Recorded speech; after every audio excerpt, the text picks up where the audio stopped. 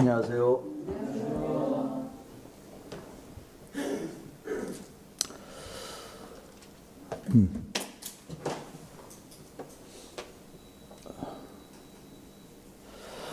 지지난달에는 누가복음 24장을 통해서 Open the Things라는 말씀을 전해드렸습니다. 첫 번째는 열린 무덤, 두 번째는 열려진 성경, 세 번째는 열려진 눈, 네 번째는 주님이 보여주신 열려진 상처, 다섯 번째는 깨닫게 하시는 열려진 이해, 그 다음에 여섯 번째는 승천하실 때에 열려진 하늘을 보여주시고, 일곱 번째는 그들이 하나님을 찬송하는 열려진 입을 주셨습니다. 그래서 우리가 열려진 입으로 찬송하고 기도하고 하나님을 보는 것 같이 이렇게 말씀을 또 나누는 것이죠. 지난달에는 이제 5가지의 말씀을 통해서 가버나움의 사역에 대해서 말씀을 했습니다. 첫 번째는 영혼들이 사단의 권세 아래에 있는 모습이고, 두 번째는 죄의 권세 아래에서 허덕이는 모습, 세 번째는 하나님의 눈 아래에 있는 영혼들의 모습, 네 번째는 죄와 율법 아래에 있는 모습들을 이야기했고, 다섯 번째는 무기력한 상태에 있는 잃어버린 영혼들에 대해서 교제를 나눴습니다. 오늘은 누가복음 8장을 보겠습니다. 이어서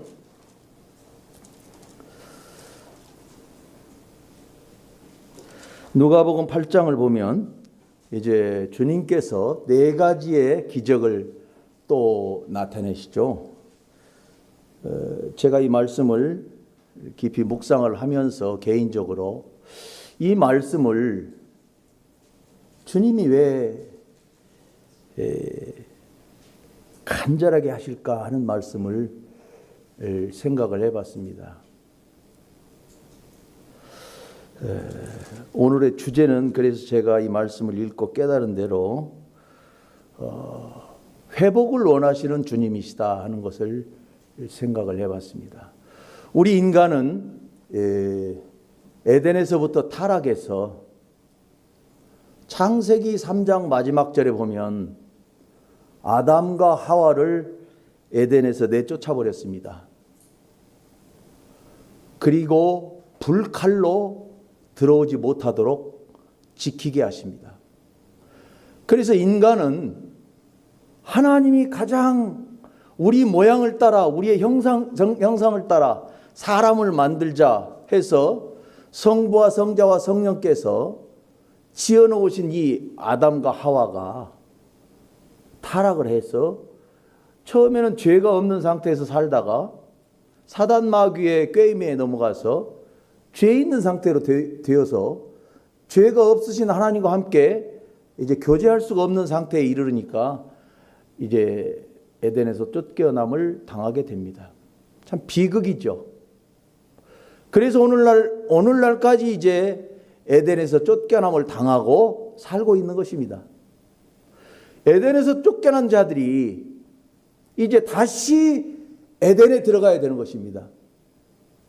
그래서 에덴의 회복을 위해서 우리 주님은 오셨습니다. 그리고 이스라엘 백성들에게 특별히 이스라엘의 회복을 말씀하시는 것이죠. 그래서 우리 주님이, 하나님 되신 우리 주님이 직접 이 땅에 내려오셔서 이제 에덴의 회복을 위해서 계속 일을 하시면서 33년 동안 병자도 고치시고 기적을 일으키시는 이 장면이 모든 복음서에 나오죠. 특별히 공관복음에, 마태, 마가, 누가 복음에 나오는데 누가 복음은 자세히 나와 있습니다. 그래서 이 기적을 통해서 우리 주님께서 어떠한 회복을 원하시는가 하는 것을 형제 자매님들과 함께 살펴보기를 원합니다. 누가복음 8장 시간이 없기 때문에 14절부터 읽겠습니다. 14절. 가시떨기에 떨어졌다는 것은 말씀을 들은 자이나 지내는 중 이생의 염려와 재물의 향락에 기운이 막혀 온전히 결실하지 못하는 자요, 좋은 땅에 있다는 것은 착하고 좋은 마음으로 말씀을 듣고 지켜 인내로 결실하는 자니라. 이렇게 마지막으로 씨 뿌리는 비유를 주님께서 말씀하시고 좋은 땅을 말씀하십니다. 그리고 인내, 착하고 좋은 마음, 말씀을 듣고 지킨다, 이 말씀을 하십니다. 이 씨 뿌리는 비유를 형제자매님들이 다 아시기 때문에 특별히 설명을 할 시간이 없습니다. 그러나 이 뒤에 나오는 씨 뿌리는 비유와 등불의 비유가 연관되어 있다는 것을 우리는 집중하시기 바랍니다. 16절에 보면 누구든지 등불을 켜서 그 그릇으로 덮거나 평상 아래 두지 아니하고 등경 위에 두나니 이는 들어가는 자들로 그 빛을 보게 하려 함이라. 숨은 것이 장차 드러나지 아니할 것이 없고 감추인 것이 장차 알려지고 나타나지 않을 것이 없느니라. 그러므로 너희가 어떻게 들을까 스스로 삼가라. 누구든지 있는 자는 받겠고 없는 자는 그 있는 줄로 아는 것까지도 빼앗기리라 하시니라. 이렇게 등불의 비유를 이어서 말씀하십니다. 저는 이 등불의 비유가 18절에 와서 특별히 초신자 때 참 이해하기가 힘들었습니다. 그러므로 너희가 어떻게 들을까 스스로 삼가라. 그러면 어떻게 들을까 하는 것을 조심스럽게 생각하면서 말씀을 드려야 되겠구나, 이렇게 생각을 했죠. 그런데 그 뒤에 나오는 누구든지 있는 자는 받겠고 없는 자는 그 있는 줄로 아는 것까지 빼앗기리라 하시니라. 이 말씀이 이해가 안 갔어요. 있는 자는 조금 덜 주고 없는 자에게 좀 더 주시면 되시지. 주님이 왜 이런 말씀을 하셨을까? 한참 후에 이 말씀을 나중에 알게 됐습니다. 우리 주님의 특성은 주님의 말씀을 간직하고 구원받은 이후로 말씀을 차곡차곡 쌓아가는 자들에게 또 다른 말씀을 주신다는 것입니다. 이 말씀은 잘 살펴보십시오. 이 들을 줄 아는 사람은 좋은 마음이고 좋은 땅이고 착하고 좋은 마음이고 인내로 결실하는 자요 말씀을 지키는 자라고 구구절절히 나와 있습니다. 그런데 이걸 우리가 다 인생인지라 할 수가 없어요. 때로는 우리들의 감정에 따라서 움직이죠. 그러나 주님이 요구하시는 것은 이제 듣는 귀를 준비하시기를 원합니다. 그 다음에 삼가해서 듣기를 원합니다. 이제 어떻게 듣는다 하는 것은 준비된 귀, 그 다음에 어떻게 삼가해서 들을 것인가 하는 하나님의 말씀 앞에 무릎을 꿇는 이와 같은 마음이 좋은 땅이라 하는 것입니다. 물론 이 구원받기 위해서 하나님 앞에 나오는 자들도 마찬가지고 하나님의 말씀을 펴서 이 땅에 사는 성도들도 마찬가지입니다. 제가 제 자신을 이 말씀에 비춰볼 때 참 많은 반성이 됐어요. 그래야 이 말씀을 지금 씨 뿌리는 비유와 등불의 비유를 이해해야 정말 뒤에 나오는 네 가지의 기적들을 우리가 이해할 수 있는 것입니다. 그냥 주님이니까 기적을 행하고 하나님이시니까 우리가 할 수 없는 능력을 행하고 그것이 아니죠. 이 기적에 따르는 이유가 있다는 것입니다. 그것을 볼 줄 아는 눈이 들을 귀가 있는 것입니다. 주님이 그것을 지금 은유적으로 말씀하고 계시는 겁니다. 이제 마가복음과 마태복음에도 이렇게 동일하게 나와 있어요. 그래서 이제 상세하게 들을 귀와 삼가해서 듣는 이 마음 자세로 우리가 다음 말씀을 넘어가면 22절에 보면 첫 번째 비유, 하루는 제자들과 함께 배에 오르사 그들에게 이르시되 호수 저편으로 건너가자 하심에 이에 떠나 행선할 때에 예수께서 잠이 드셨더니 마침 광풍이 호수로 내리침에 배에 물이 가득하게 되어 위태한지라. 제자들이 나와 깨워 이르되 주여 주여 우리가 죽겠나이다 한데 예수께서 잠을 깨사 바람과 물결을 꾸짖으시니 이에 그쳐 잔잔하여 지더라. 제자들에게 이르시되 너희 믿음이 어디 있느냐 하시니 그들이 두려워하고 놀랍게 여겨 서로 말하되 그가 누구기에 바람과 물을 명함에 순종하는가 하더라. 이 첫 번째 기적입니다. 이 말씀은 지금 어디에서 말씀하시는가 하면 갈릴리 호수가 이렇게 있으면 동쪽에는 거라사 지방이 있고 지금 왼쪽에는 갈릴리 지방이 있습니다. 그래서 이제 주님께서 뭐라고 하냐면 호수 저편으로 건너가자, 반대편으로 건너가자 하시고 잠이 들어버리십니다. 그러니까 이제 갈릴리 지방에서 가다라 지방, 거라사인 지방, 또 거게사 지방이라고 동일한 지명인데 이렇게 얘기하고 있습니다. 그래서 요 지방으로 건너가자, 동편으로 건너가자 하시고 주님이 잠이 들어버린 거예요. 그러니까 제자들이 난리가 났어요. 광풍에서 이제 배가 흔들리고 주님이 타신 배가 흔들리고 죽게 생겼습니다. 다른 복음서에는 고물에서 주무시더라 이렇게 나와 있죠. 근데 주님이 주무시니까 주님을 한 번도 안 부르고 주여 주여 두 번씩이나 이제 애달게 부르고 있는 것입니다. 우리가 죽겠나이다. 하나님을 모시고 가는 인생이 죽겠다 하는 것이죠. 그래서 이제 주님이 말씀하시는 것이 이제 너희 믿음이 어디 있느냐 이렇게 반문하시고 너희 믿음은 참 아직 멀었다 이렇게 말씀하시죠. 그 믿음의 실태를 말씀하십니다. 이 제자들의 모습과 저는 이 말씀을 읽으면서 여호수아 시대에 여호수아 한번 찾아볼까요? 여호수아 10장 13절 보면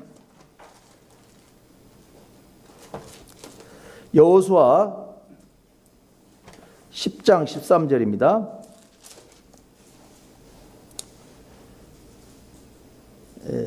12절부터 읽겠습니다. 여호와께서 아모리 사람을 이스라엘 자손에게 넘겨주시던 날에 여호수아가 여호와께 아뢰어 이스라엘의 목전에서 이르되 태양아 너는 기브온 위에 머무르라 달아 너도 아얄론 골짜기에서 그리할지어다 하매 태양이 머물고 달이 멈추기를 백성이 그 대적에게 원수 갚기까지 하였느니라.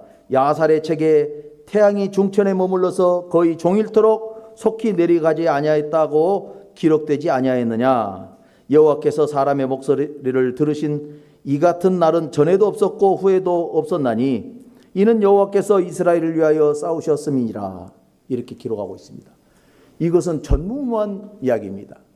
인터넷에 찾아보니까 과학자들이 이것을 연구했는데 진짜로 태양이 하루 동안 머물렀다고 합니다. 여러분 어떻게 무생물을 말씀 한마디로 멈춰버리게 할 수 있습니까? 우리 주님께서는 이 누가복음 8장에 나와 있는 이 기적에 바닷물을 잠잠케 하십니다. 그리고 무생물을 잠잠케 하시고 고요케 하십니다. 그 주님이 우리 곁에 있는 것입니다. 제자들이 이제 주여 주여 우리가 죽겠나이다 합니다. 여호수아 시대 때는 이 여호수아가 장군이었죠. 그리고 하나님을 위해서 싸우면서 하나님 앞에 기도했습니다. 하나님이 말씀을 들으셨다고 했습니다. 태양을 좀 멈추게 해주십시오. 우리가 지금 어두컴컴해서 적과 싸울 때 지금 전쟁을 못하겠습니까? 못하겠습니다. 그러니까 하나님께서 태양을 딱 멈추게 하시고 달을 중지시키고 그러니까 햇빛이 계속 비치잖아요. 그래서 적군 몰살하고 이것이 구약시대 때도 믿음이었는데 너희들이 이 말씀을 읽어보지 아니했느냐 이 말입니다. 사도행전 28장에 가면 이제 바울이 그렇습니다. 바울은 이제 다메섹에서 주님을 만나고 이제 주님을 위해 살기로 했습니다. 그러나 그 바울의 여행은 로마로 갈 때 여행은 비참했습니다. 그에 대해서 이제 배 타고 다시 섬에서 다시 들어갈 때에 그가 유로굴라라는 광풍을 만났죠. 그래서 거의 죽게 됐어요. 거기에는 276명이 타 있다고 성경에 기록되어 있죠. 그러나 바울에게 하나님의 능력이 임해서 그가 독사를 집었을 때도 물었어요. 그 토인들이 나와서 저는 조금 있으면 죽겠다. 죽지 않았습니다. 하나님의 능력이 여기에 있는 것입니다. 우리 주님께서 이제 주여 주여 우리가 죽겠나이다. 예수께서 잠을 깨사 바람과 물결을 꾸짖었다 이렇게 말씀하십니다. 이것은 우리 주님이 이제 무생물을 다스리는 역사가 일어나는 것이죠. 우리 주님은 무생물을 창조하시고 생물도 창조하시고 인생도 창조하셨고 모든 것을 창조하셨기 때문에 바닷물이 말을 할 수 없지만 하나님의 말씀을 듣는 것입니다. 잠잠해지는 것입니다. 이것을 주님은 이제 제자들에게 보여주시고자 하셨던 첫 번째 기적인 것입니다. 두 번째는 이제 26절부터 나오죠. 그들이 갈릴리 맞은편 거라사인의 땅에 이르러 이렇게 기록되고 있습니다. 거라사 땅에 이르러서 읽지는 않겠습니다. 여기에는 더러운 귀신, 우리가 누가복음 4장에서도 더러운 귀신을 들린 사람을 주님께서 치료하셨다는 이 말씀이 나오는데 여기에서도 군대 귀신이 들린 사람을 만나죠. 그랬을 때 우리 주님께서 그를 구원하십니다. 이 군대 귀신은 27절에 보면 예수께서 육지에 내리심에 그 도시 사람으로서 귀신 들린 자 하나가 예수를 만나니 그 사람은 오래 옷을 입지 아니하며 집에 거하지도 아니하며 무덤 사이에 거하는 자라. 이 사람은 도덕적으로도 발가벗고 다니는 사람이기 때문에 도덕적으로도 흉측한 것입니다. 세상에 내놓을 것이 없는 자입니다. 그렇기 때문에 사람들의 지탄을 받고 이 사람 자신도 괴로운 거예요. 그래서 이 군대 귀신이라 하는 것은 아마 여단 군단이라고 합니다. 그러니까 이게 얼마나 힘들었겠어요. 저는 이분을 생각하면서 참 마음이 안타까웠어요. 한 개의 여단이라고 하는 것은 6,000명이 있답니다. 6,000명, 군단 여단. 그러니까 여단장 하면 6,000명을 다스리는 거예요. 우리 성경에 보면 백부장 하면 그 수하에 100명이 있는 것이고 천부장 하면 1000명이 있는 것이에요. 근데 로마의 그 천부장, 백부장만 하더라도 엄청난 권력을 가지고 있는 것인데 심지어 귀신이 6,000명이 들어가 있는 것입니다. 생각해 보십시오. 군대 귀신이 들어가 있어요. 사장에서 나오는 이 귀신 들린 자하고는 비교가 될 수 없는 것입니다. 그래서 이 귀신 들린 자는 오래 옷도 입지 않고 집에 거하지도 아니하고 무덤 사이에 거한다. 그래서 이 귀신이 어떤 귀신이 그 사람을 움직일 때는 그 사람은 이제 자기 이성은 없어지는 겁니다. 오늘날 많은 사람의 세상에 살고 있는 사람을 예피하고 있는 사람이 이 말씀입니다. 이 말씀은 많은 사람들이요 온전히 살고 있는 것 같지만 하나님이 볼 때는 자기의 창조자의 정도에서 벗어나서 살고 있는 것입니다. 오늘날 추석 있죠. 저는 이 추석을 싫어해요. 왜 싫어하는지 아십니까? 추석이라고 하는 것은 고려 말엽에 안양이라는 사람이 산동반도에 갔더니 무덤에서 벌초를 하고 제사를 지내고 있는 것을 보고 거기서 도입을 해서 퍼뜨린 것입니다. 안향이라는 사람이. 한번 찾아보십시오. 역사 시간에 배우는 것입니다. 그래서 우리나라만 몇 동에다 절하고 벌초 안 하면 부모 없는 자식이냐고 어른들이 욕하죠. 흙무덤에다 절하는 것입니다. 우상인 것이죠. 그래서 조선시대에 와서 승려 억불 정책을 해서 이제 유교로서 다스리는 것입니다. 불교를 억제하고. 다 정치에 관한 것들이기 때문에 여기에 우리가 믿는 사람들은 현혹되면 안 됩니다. 고려 말엽의 안양이라는 사람이 들여왔습니다. 400년 전에서부터 이제 제사 우리나라 홍동백서에서 예법이 생겨난 거예요. 하나님의 말씀은 태초부터 있는 말씀이기 때문에 그와 같은 말씀, 그 의식들을 제재할 수가 있어야 되는 것입니다. 그래서 우리 믿는 사람들은요, 명절에 동요하면 안 돼요. 자, 두 번째, 이 사람은 참 비참한 영혼입니다. 그래서 이제 귀신들과의 전쟁이 붙어집니다. 28절에 보면 예수를 보고 부르짖으며 그 앞에 엎드려 큰 소리로 불러 이르되 지극히 높으신 하나님의 아들 예수여, 당신이 나와 무슨 상관이 있나이까? 당신께 구하오니 나를 괴롭게 하지 마옵소서 하니, 이게 지금 귀신 들린 사람의 생각입니까? 귀신의 생각입니까? 귀신의 생각인 것입니다. 성경은 지금 여기에서 무엇을 얘기하는지를 우리는 캐치해야 되는 것이죠. 하나님께서 예수님으로 오신 우리 하나님 되신 예수님께서 귀신의 소리를 듣는 것입니다. 그리고 귀신이 예수님이 하나님이신 것을 알아봅니다. 그리고 예수요, 당신이 나와 무슨 상관이 있나이까? 나 이 사람 속에 들어가서 6천 명의 그 귀신들이 들어와서 여기서 살고 있는데 당신이 왜 나와서 번잡하게 합니까? 하필이면 이 이야기입니다. 그랬을 때 이제 나를 괴롭게 마옵소서 합니다. 그러니까 29절에 와서 이는 예수께서 이미 더러운 귀신을 명하사 그 사람에게서 나오라 하셨음이라. 귀신이 가끔 그 사람을 붙잡음으로 그를 쇠사슬과 고랑에 매어 지켰으되 그 맨 것을 끊고 귀신에게 몰려 광야로 나아갔더라. 사람이 쇠사슬에 묶여놓으면 어떻게 쇠사슬을 끊을 수 있습니까? 그런데 귀신의 힘으로 끊어버리는 거예요. 그러니까 이 사람은 굉장히 괴로운 거예요. 많은 영혼들이 자기가 하나님 앞으로 돌아가고 싶어도 돌아갈 수가 없는 거예요. 세상 귀신이 딱 잡고 있기 때문에. 그래서 오늘 이 말씀을 읽으면서 하나님께서 회개를 통한 회복을 지금 우리 주님께서 말씀하고 계신다는 것을 저는 이 말씀을 수없이 읽으면서 주제를 정했습니다.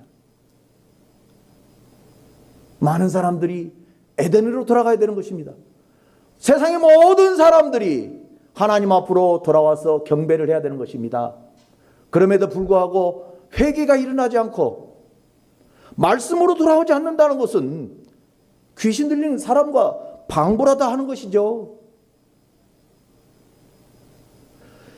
이 귀신이 우리 주님이 창조주인 것을 알아보고 이제 주님과 협상을 하려고 나오고 있습니다. 30절에 보면 예수께서 내 이름이 무엇이냐 물은즉 이르되 군대라 하니, 군대라 하고 있잖아요. 많은 귀신이 들렸습니다. 그러면서 이제 31절에 와서 귀신이 이야기합니다. 귀신들이죠. 무저갱으로 들어가라 하지 마시기를 간구하더니, 무저갱이 어디입니까? 원어로는 아부소스라고 합니다. 음부, 아부소스. 음부입니다. 무저갱. 무저갱이라는 뜻은요, 바닥이 없는 이 지옥이에요. 계속 추락하는 거예요. 여러분, 물에 빠졌을 때 바닥을 쳐야 수영을 하고 올라오든지 허브적거리든지 하는데 바닥이 없는 곳으로 떨어지는 것은 지옥인 것입니다. 그래서 원어적으로는 아부소스, 음부라고 하는 것이죠. 여기에 넣지 말아달라. 귀신이 이렇게 사정을 해요. 귀신들이. 그러니까 마침 그곳에 많은 돼지떼가 산에서 먹고 있는지라 귀신들이 그 돼지에게로 들어가게 허락하심을 간구하니 이에 허락하시니니, 귀신들이 저 돼지치는 돼지떼에게 들어가랍니다. 그러니까 각자 들어가는 것이죠. 이 돼지떼는 성경의 의미는요, 레위기 11장으로 가면 돼지는 부정한 짐승입니다. 유대인들은 돼지를 치면 안 되는 것이죠. 그래서 우리 주님이 양떼가 아니고 돼지떼에다 넣어버린 것입니다. 부정한 곳에 부정한 자들을 넣어버리는 것입니다. 이 굉장히 함축된 의미를 우리는 여기에서 봐야 되는 것이에요. 그래서 이제 두 번째 기적은 이제 우리 주님께서 옷을 입지 아니한 벌거벗은 이 군대 귀신 들린 자를 구원하시는 장면이 나옵니다. 35절에 보면은 사람들이 그 이루어진 일을 보러 나와서 예수께 이르러 귀신 나간 사람이 옷을 입고 정신이 온전하여 예수의 발치 아래 앉아 있는 것을 보고 두려워하거늘 이제는 이 사람이 온전해져 버렸죠. 그래서 주님 발 앞에 있습니다. 그게 누굽니까? 뭘 합니까? 예배를 드리고 있는 것입니다. 주님 발 앞에 예배를 드리는 것이죠.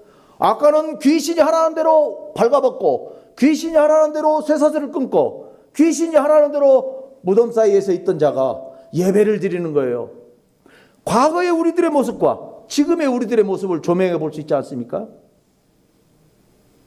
주님은 이렇게 변화를 시키는 것입니다. 주님은 이렇게 우리를 익스체인지 하시기 때문에 하나님은 멋지신 분입니다. 귀신 들렸던 자가 36절에 어떻게 구원받았는지를 본 자들이 그들에게 이르매 거라사인의 땅 근방 모든 백성이 크게 두려워하여 예수께 떠나시기를 구하더라. 예수님 가십시오. 당신은 이 지방의 풍습대로 사시는 분이 아닙니다. 떠나가 주세요. 우리는 우리대로 살랍니다 하는 것이죠. 예수께서 배에 올라 돌아가실새 이제 귀신 나간 사람의 함께 있기를 구하였으나 예수께서 그를 보내시며 이르시되 집으로 돌아가 하나님이 내게 어떻게 큰 일을 행하였는지를 말하라 하시니 그가 가서 예수께서 자기에게 어떻게 큰 일을 행하셨는지를 온 성내에 전파하시니라. 이 귀신 나간 사람은 어떻게 됐어요? 전도자가 됐어요. 우리가 그렇습니다. 과거에 우리는 쾌락의 귀신에 있었어요. 제가 그랬어요. 돈이 있으면 쾌락주의자였어요. 제가 과거에 그렇게 살았어요. 25살 때까지. 즐거움이 없는 곳에는 인생에 무의미하다 이렇게 살았어요. 제가. 이것이 쾌락의 귀신이에요. 사람들이요, 귀신 안 들렸다는데 귀신 들린 거예요. 그래서 이제 이 전도자가 된 군대 귀신 들린 자를 두 번째 기적으로 지금 기록하고 있습니다. 세 번째 기적은 신기한 기적입니다. 자, 40절에 보면 예수께서 돌아오심에 무리가 환영하니 이는 다 기다렸습니다. 이에 회당장 야이로라는 사람이 와서 예수의 발 아래 엎드려 자기 집에 오시기를 간구하니, 지금 회당장이 나오죠.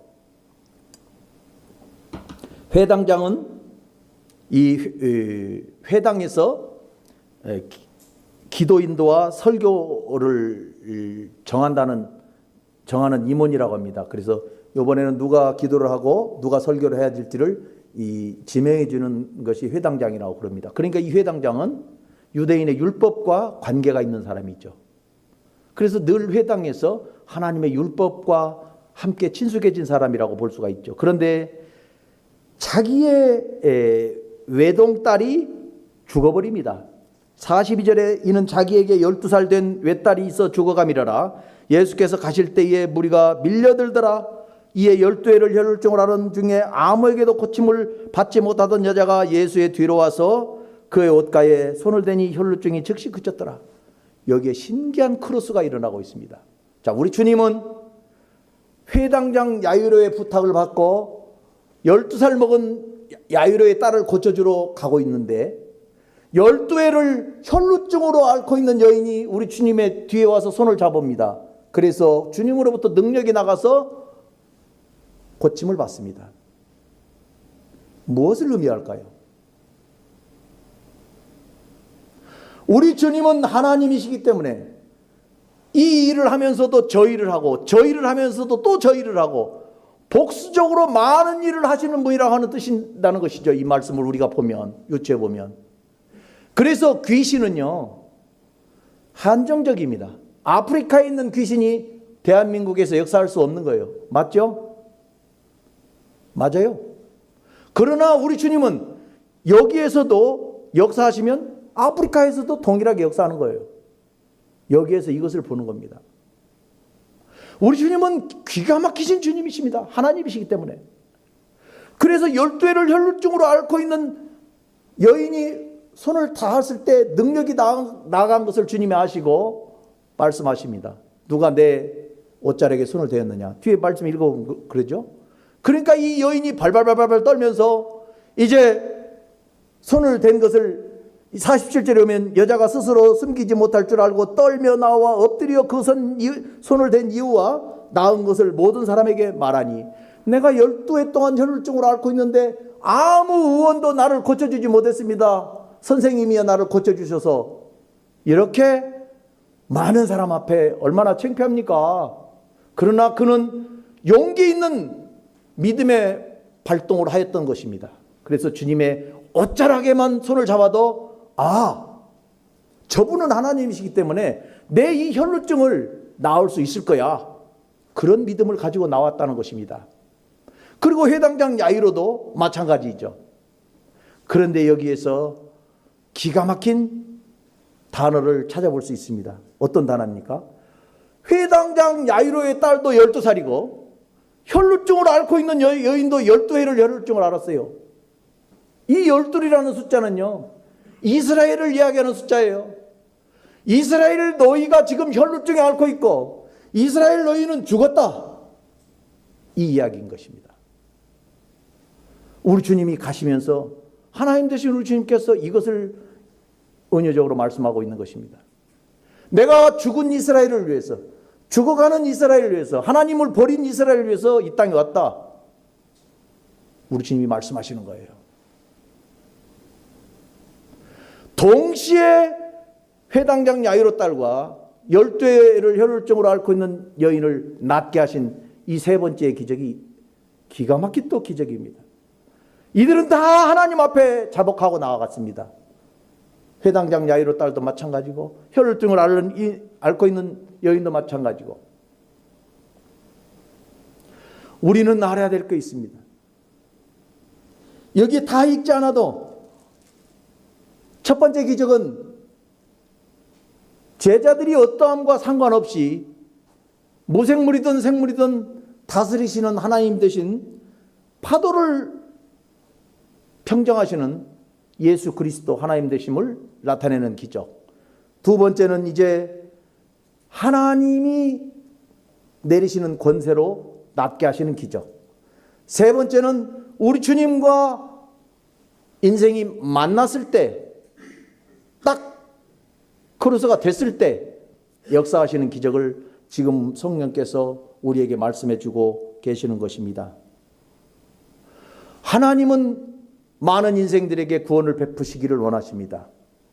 우리 주님께서 십자가의 못을 박히시고 우리 주님께서 다 이뤘다가 선포하시지만 그 말씀 앞에 나오지 아니하는 자들은 우리 주님의 옷자락을 잡을 수가 없어요. 우리 주님의 옷자락은 언제든지 잡을 수 있으나 또 주님께서 그 권세를 베푸셔야 되는 것입니다. 거라사인이 어떻게 구원받을 수 있습니까? 많은 사람들이 성경책을 끼고 교회를 나가지만 구원받는 숫자가 희미해요. 그것은 하나님의 권세가 임해야 되는 것입니다. 그리고 인생이 그 옷자락을 붙들어야 되는 것입니다. 이 성경에서 누가복음에서 우리에게 말씀하시고자 하시는 것은 이와 같은 뜻이라고 믿어집니다. 많은 말씀들을 내포하고 있지만 이 짧은 시간에 교제할 수 있는 것은 우리 주님이 인생을 위해서 이렇게 오셔서 기적을 행하시고 하나님이신 것을 나타내시고 제자들에게 오픈 더 싱스 하시고 또 귀신을 쫓아내시고 혈루증을 낫게 하시고 하는 모든 이와 같은 일들 가운데는 우리 주님이 하나님이신 것과 주님 앞에 손을 내밀고 나아갔던 자들에게 우리 주님이 외면하시지 않는다는 것입니다. 우리 주님이 손을 내밀어도 외면하는 사람들이 있죠. 그들은 무저갱으로 떨어질 수밖에 없는 이 귀신들과 같이 갈 수밖에 없는 거예요. 안타까워요. 참으로 우리에게 이 말씀들을 보면서 말씀들을 쭉 수없이 묵상하면서 하나님께서 이 시대에 우리를 왜 구원하셨는가? 하나님께서 왜 예수님을 이 땅에 보내셨는가? 이것은 인간들이 좋은 땅에 뿌려진 씨처럼 등불을 켜서 우리 주님은 감추지 아니하고 등경 위에 두어서 이 말씀을 읽는 모든 사람들이 깨닫게 해주시기를 원하셨으나 스스로 그 불빛 앞에 빛 가운데 나아가지 아니함으로써 어둠 가운데 있는 자들과 또 등경을 밝히지 아니하는 전도자들 또 이와 같은 우리들을 여러분들에게 지적하고 있는 일침이라고 믿어집니다. 우리는 하나님의 말씀을 맡았기 때문에 하나님의 말씀을 평상 아래 숨기면 안 됩니다. 그릇으로 덮어놔버리면 안 됩니다. 말씀을 전해야 되는 것입니다. 내가 하나님 믿었다. 나는 이제 세상 친구 없고 나는 세상의 관습을 쫓지 않고 나는 하나님의 법대로 산다. 하나님께서 뭐라고 말씀하셨는가를 쫓아간다. 이렇게 살아야 되는 것입니다. 오늘 저녁에 제가 저희 아들하고 식사를 하면서 그런 얘기를 했어요. 우리 아버지도 친구가 없습니다 그러더라고. 우리 며느리한테. 없다. 세상 친구도 없고 다 없다. 예수님 믿은 후로부터는 다 버렸다. 그들이 떠났다. 그러나 주님이 있다. 주님이 여기 계시기 때문에 우리가 이 말씀을 읽으면 이해가 가고 재미가 있습니다. 우리에게 이와 같은 축복을 주님께서 주셔서 이 명절의 어간에도 이게 많은 형제 자매님들이 나오셔서 주님을 의지하고 주님의 이와 같은 능력들을 보면서 하나님의 뜻이 무엇인지를 말씀을 나누는 것입니다. 우리 힘과 용기를 잃지 마시고 주님 앞에 간구하기를 부탁을 드립니다. 감사합니다.